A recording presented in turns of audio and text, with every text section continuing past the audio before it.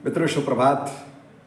अभी 2 दिन पूर्व एक विद्यालय में मैं गया, व्याख्यान हुआ। व्याख्यान के उपरांत वंदे मातरम का गायन विद्यार्थियों ने किया। जब मैं वहाँ से चलने लगा तो एक छोटा सा बच्चा आया, विद्यार्थी आया, तो उसने ये कहा कि सर हम वंदे मातरम क्यों गाते हैं। मुझे बहुत अच्छा लगा। मैंने उस बच्चे को उसके स्तर से समझाने का प्रयास किया।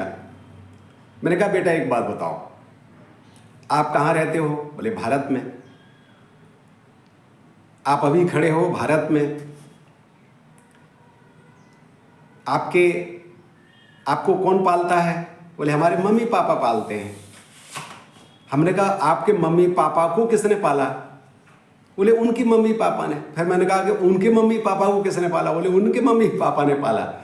होते होते मैं यहाँ तक ले आया, बेटा उनको भी पालने वाली कौन थी? ये भारत भूमि थी। अगर ये भारत भूमि अनाज सब्जी फल फूल नहीं देती, नदियां इसकी जल नहीं देती, ये धरती जल नहीं देती, भूमि से अंदर जो पानी निकालते हैं, तो क्या आपके मम्मी पापा या उनके मम्मी पापा पाल पाते? बोले नहीं पाल पाते। तो हमने कहा इसीलिए हमारे यहाँ, हमारे मनीषा में, हमारे दर्शन में जड़ चेतन में कोई भेद नहीं किया गया है। आचार्य शंकराचार्य जी कहते हैं सर्वम खलु इदम ब्रह्म, ये जो कुछ दिखाई दे रहा है वो सब कुछ ब्रह्म है। ईशावास्यमिदं सर्वम यत्किंच जगत्याम जगत, जो कुछ है वह ईश्वर से युक्त है। तो हमारे यहाँ जो जड़ चेतन में भेद नहीं करते, जड़ चेतन गुण दोषमय विश्व कीन करतार, इसीलिए हमारे यहाँ हमारी भारतीय मनीषा ने जड़ पदार्थों, जड़ वस्तुओं में भी जिससे हमें संरक्षण मिल रहा है, जिससे हमें मिल रहा है, उसको हमने पुल्लिंग में है तो पिता मान लिया, स्त्रीलिंग में है तो माँ मान लिया। गंगा को माँ मान लिया, भारत भूमि को भारत माता कह दिया। हिमालय टुंडा ट्रैगा प्रदेश से आने वाली बर्फीली हवाओं से हमारी रक्षा करता है, तो किसी साहित्यकार के मन में आया तो उसने पिता की संज्ञा दे दी। तो इसी तरह यह हमारे यहाँ स्वाधीनता संग्राम जब चल रहा था उस समय बंकिम चंद्र चट्टोपाध्याय ने आनंद मठ उपन्यास लिखा। उसमें एक गीत की रचना लिखते लिखते उनसे हो गई। वंदे मातरम क्रांतिकारी उपन्यास में गाते हैं, और बाद में आप देखिए कि पूरे भारत के जितने क्रांतिकारी थे उनका कंठार बन गया, पूरे देश में ये गीत फैल गया।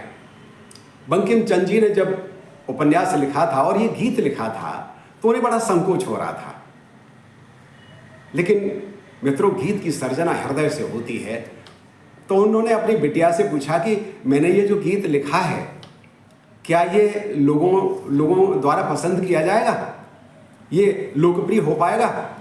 तो उनकी बिटिया ने उस समय उत्तर दिया था कि पापा ये गीत अवश्य ही प्रसिद्ध होगा। और प्रसिद्ध ही नहीं हुआ, वो हमारा राष्ट्रगीत बन गया।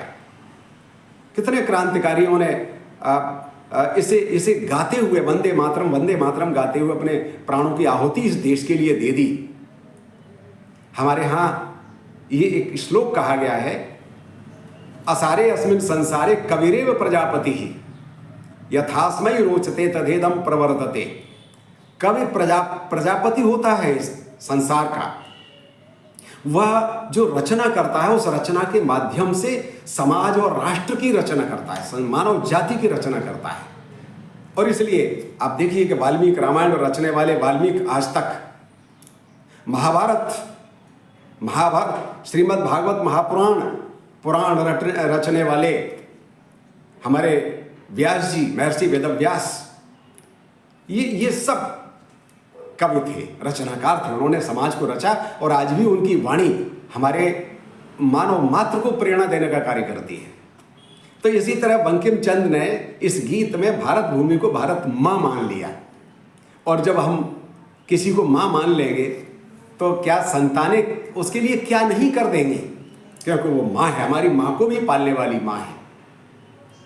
इसलिए कवियों ने मानवीकरण के माध्यम से जब प्रकृति से संबंध जोड़ा, और इस गीत में तो वंदे मातरम सुजलाम सुफलाम शस्य श्यामलाम, हमारी माँ कैसी है उसके पूरा पूरा हरितिमा का सौंदर्य का वर्णन किया है।